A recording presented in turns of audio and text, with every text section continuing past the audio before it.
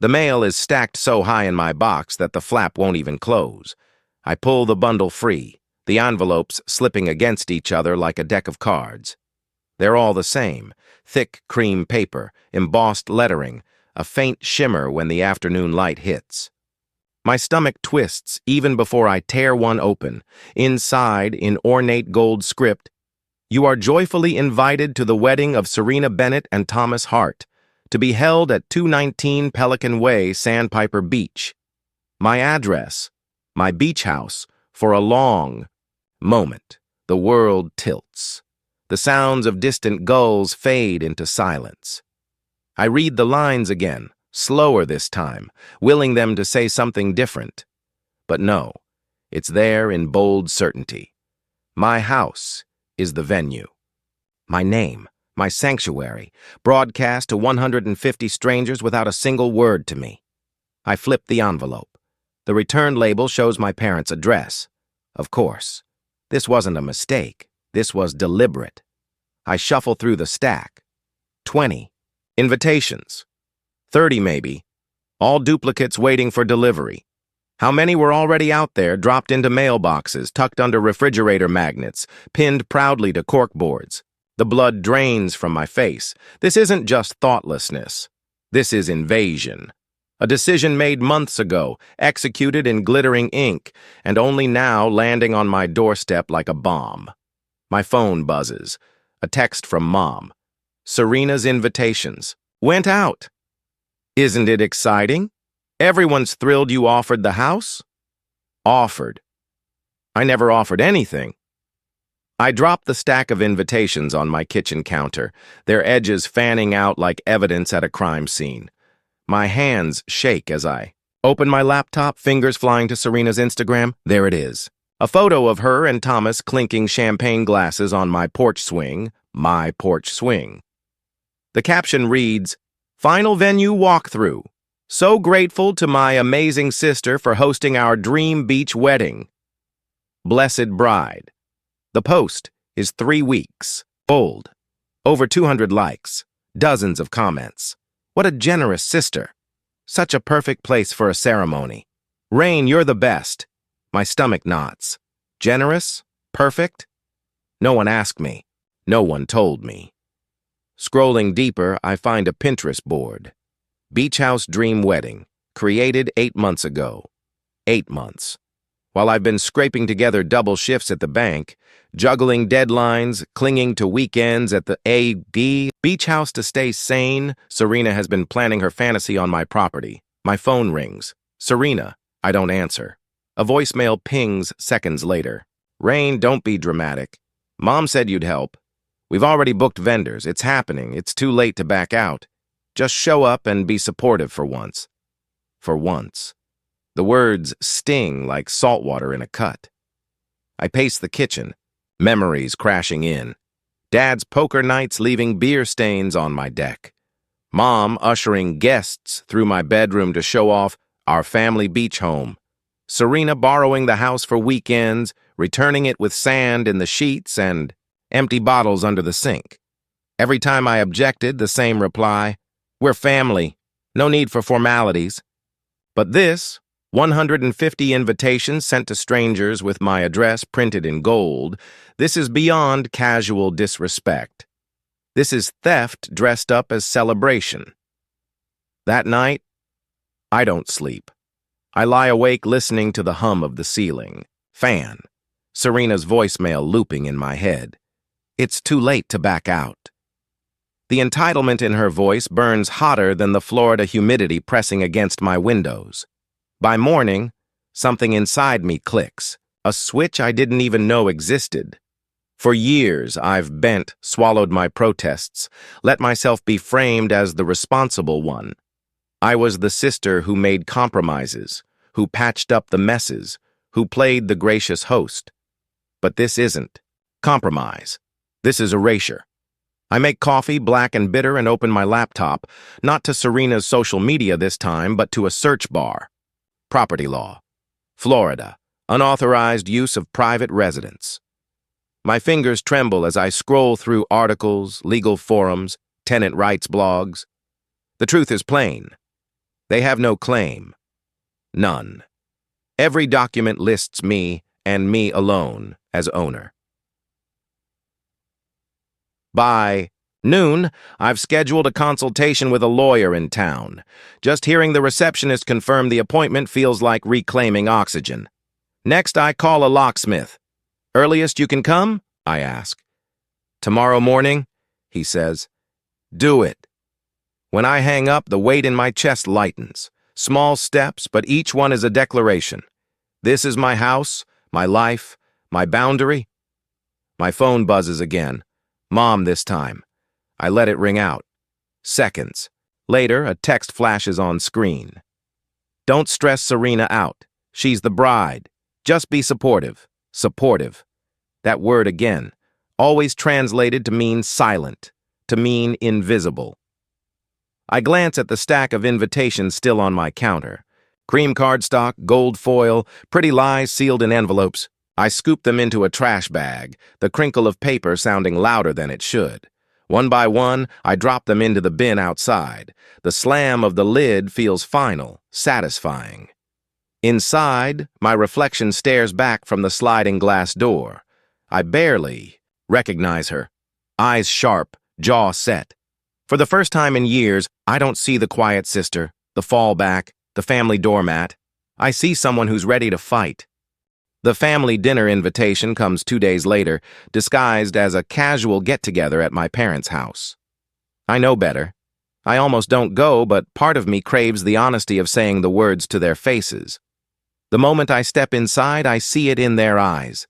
This isn't dinner, it's ambush. Serena sits at the head of the table, cheeks glowing with bridal excitement. Mom hovers behind her, hands on her shoulders like she's presenting a prize. Dad sits with arms crossed, already frowning at me. 3 aunts I haven't seen in months are squeezed into the booth, their smiles stiff, rehearsed. "Rain," Mom begins, as if she's chairing a meeting. "We need to talk about the wedding." I set my bag down slowly, refusing to flinch. "No, you need to listen." Serena laughs lightly, too high-pitched. "Don't be dramatic. We've already sent the invites. Everyone's expecting on my property," I cut in. My voice is low, steady. "Without my permission." The silence that follows is thick, broken only by the clink of a spoon against china. Dad leans forward, eyes narrowing. "It's family. Stop acting like a landlord. You have more than enough space. What's the harm in sharing?" The harm. My pulse hammers. Years of swallowed protests bubble up. The beer-stained deck, the strangers in my bedroom, the weekends. Stolen, the boundaries trampled. I slide a folder across the table. Deeds, utility bills. A copy of the lawyer's email, stamped with legal language even they can't ignore. This house is mine. Legally, financially, every brick. You don't get to volunteer me, not anymore. Mom's face tightens. "Rain, don't you dare humiliate us like this. Think of Serena's big day." "Exactly," Serena chimes in. "Why are you trying to ruin it? You're being selfish." The word lands heavy, but I don't let it stick this time. I meet her eyes and smile. A calm, cutting smile. Selfish is using someone's home without asking. Selfish is assuming my silence meant consent. I'm done playing along. A murmur ripples through the aunts, a mix of disapproval and shock. Dad opens his mouth, but I hold up a hand. "I've changed the locks. I've spoken to an attorney. If one more vendor shows up at my house, I'll have them removed." The room freezes. For the first time, I see it. The crack in their certainty. I stand, gathering my bag. My chair scrapes loud against the tile, final as a gavel. "Plan your wedding however you want," I say. "Just don't plan it in my home." And then I leave them in their silence. The morning of Serena's wedding dawns heavy with salt air and heat. I wake before sunrise, the ocean outside my windows rolling with slow, deliberate waves. For weeks, the date has hung over me like a storm cloud, and now it's here. I sip my coffee on the porch, watching the horizon. My phone buzzes. 37 missed calls overnight. Mom, Dad, Serena, even Thomas. I don't listen to the voicemails. I already know what they'll say. Rain, be reasonable. Don't do this to your sister. You're making a fool of yourself. But the truth is, they've made fools of themselves. Invitations printed my address in gold ink. Strangers promised a wedding on a property they never had a right to. Today, reality comes knocking. At 9 a.m., the first cars start arriving. Sleek sedans, SUVs, a shuttle bus from a hotel downtown. I watch from behind the curtain as guests step out, confused when they see no flowers, no chairs, no signs of festivity, just locked gates and a quiet beach house. One woman in a pale lavender dress pulls an invitation from her clutch, checks the address, and frowns at the empty driveway. Another guest rattles the gate, calling out, "Hello, anyone here?" By 10 p.m., a small crowd gathers, murmuring in disbelief. A man in a suit tries the bell. The sound echoes sharp against the stillness, but I don't move. Then Serena arrives. She storms out of a white limousine in full bridal silk, veil askew from her frantic movements. Thomas trails behind, looking equal parts embarrassed and exhausted. "Rain," she screams, spotting me through the window. She hurries to the gate, gripping the bars. "Open the door! The caterers need to set up! The musicians are waiting! What are you doing?" I step outside at last, the crunch of gravel beneath my sandals loud in the tense silence. The guests turn to look at me, whispers rippling through the group. "This isn't your venue," I say, loud enough for everyone to hear. My voice is calm, steady, but it carries. "This is my home, and you don't have permission to be here." Gasps scatter through the crowd. Serena's face flushes scarlet beneath her makeup. "You can't do this. They all came. Look at them. You'll ruin everything." Behind her, Dad shoves through the guests, his tie already loose. "Rain, for God's sake, open the gate. Don't embarrass the family." I take a deep breath. The locksmith's work shines in the morning sun, the new padlock gleaming like armor. Behind me, taped to the glass door, is a notice from my lawyer. Unauthorized entry will be prosecuted as trespassing. "This isn't my embarrassment," I say, meeting Dad's glare. "It's yours. You lied. You stole. You tried to stage a wedding on property you don't own." The murmurs among the guests grow louder now, uneasy. A few pull out their phones, scrolling frantically, maybe already booking Ubers back to their hotels. The illusion is breaking. Serena's voice cracks, high and desperate. "Rain, please. I'm your sister. Just let us do this. Don't ruin my day." For a heartbeat, the old reflex tugs at me, the urge to cave, to smooth things over, to sacrifice my peace so no one calls me selfish. But then I see it again. The stack of invitations on my counter, my name twisted into false generosity, my life offered like a prop in Serena's fairy tale. "No," I say simply. Serena stumbles, back as if struck. Mom covers her mouth in disbelief. Dad shakes his head like he's looking at a stranger. I turn, walk back toward my door, and close it behind me. Outside, the chaos swells. Raised voices, frantic phone calls, the shuffle of feet as guests scatter. By noon, the driveway is empty. Again, the silence deep and perfect. I sit on my porch once more, coffee warm in my hands, the ocean rolling steady and endless. For the first time, the house feels like mine. Truly mine. The day after the failed wedding, the phone barely stops buzzing. My parents leave a trail of messages. Angry, pleading, guilt-soaked. Serena sends long texts alternating between venom and desperation. "You destroyed me. Do you even realize what you've done? I'll never forgive you." For the first time in my life, I don't respond. Instead, I move through my house in silence, barefoot on the cool wood floors, noticing details I'd ignored for years. The smell of salt drifting in through open windows. The faint creak of the old staircase, the rhythm of the waves steady and loyal. This place has always been my refuge, and I realize now how deeply I've allowed others to poison it. By afternoon, I drive into town for groceries. At the checkout, a woman in a lavender dress, the same one I saw clutching her invitation yesterday, recognizes me. For a second, I brace for confrontation, but she only offers a faint smile. "Good for you," she whispers. Most people wouldn't have the guts. Her words linger with me all the way home.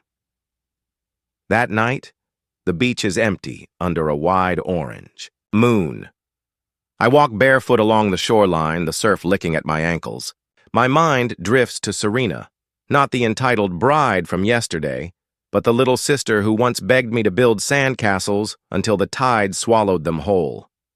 There's grief there, undeniable, but it's cleaner than the old guilt. 2. Days later, a letter arrives from my lawyer. A simple confirmation. The trespassing notice stands. No further action needed unless my family tries again. A line at the bottom catches my eye. Remember, your home is your boundary. You do not owe access to anyone. I pin that letter to my refrigerator. A week passes. Serena's wedding photos surface online, not at my house, but hastily staged. In a community center 2 towns over, the decorations look flimsy, the smiles stretched too wide. The comments beneath are polite, but the subtext is clear. It wasn't the dream wedding she'd promised. I feel a pang of sorrow, but it's laced with relief. Her choices are hers now. Mine are mine. The real shift comes quietly one morning. I'm on the porch swing with a book when Dad's number flashes on my phone. My hand hovers, then I let it ring out. No panic, no guilt, no need to explain, just silence. The boundary holds. That evening, I invite a friend over, the first in years. We grill fish on the deck, drink cold beer, and laugh until the stars come out. There's no fear of someone barging in, no edge of resentment humming under the night. For once, my house feels alive with the kind of presence I choose. Later, as I wash dishes, my friend glances around and says, "It suits you, this place. You look free here."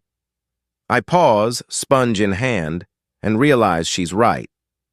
For so long, I thought freedom meant escaping, working longer hours, avoiding conflict, retreating inside myself. But freedom was this all along, the courage to say no, to stand firm even when it cracks the family's illusion, to claim space and not apologize for it. On the last night of summer, I sit on the porch with a glass of wine, the horizon burning, pink and gold. My phone is silent now. The storm has passed. Somewhere, my family is still stewing, still rewriting the narrative. But it no longer matters. The sea air is cool against my skin, the house solid beneath me. My house, my rules, my peace. For the first time in my life, I am not the family's safety net. I am not their stage, their host, their unspoken guarantee. For the first time, I am simply, finally, myself.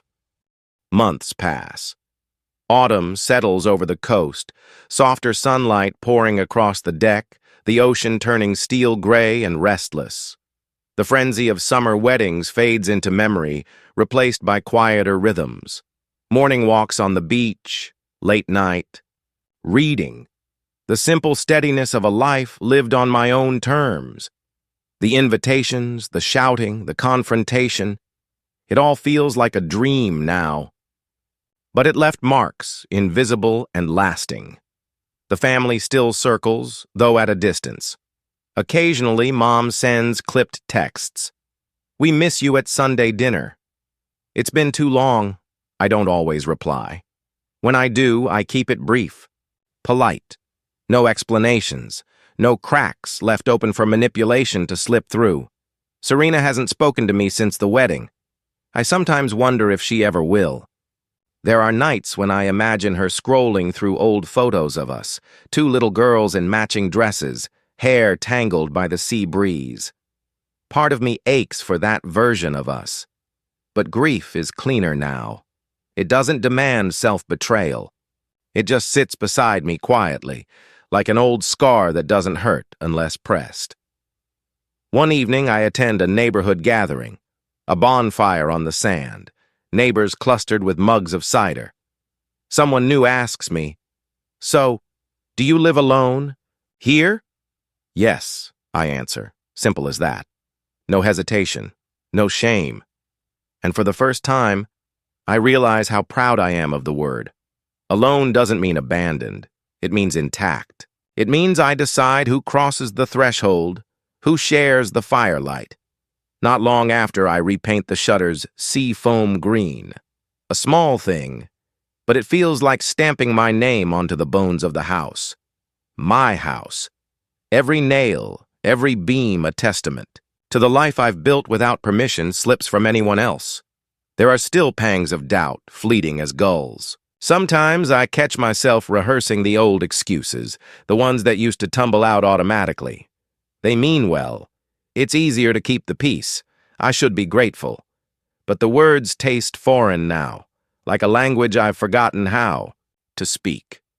Instead, I've learned new ones. No, enough, mine. Winter will come soon, with storms that batter the windows and winds that howl against the siding. But I no longer dread them. The house is strong, and so am I. On the last warm night of the season, I light candles on the porch and sit with a blanket wrapped around my shoulders. The sky deepens into indigo, stars flickering like sparks above the Black Sea. I breathe in salt and cedar, the air sharp with promise. There will be other battles, I know. Family doesn't surrender its patterns easily, but I'm not the same woman I was before Serena's wedding. I'm not the silence that let them take and take until nothing was left. I'm the voice that finally said no, and that makes all the difference.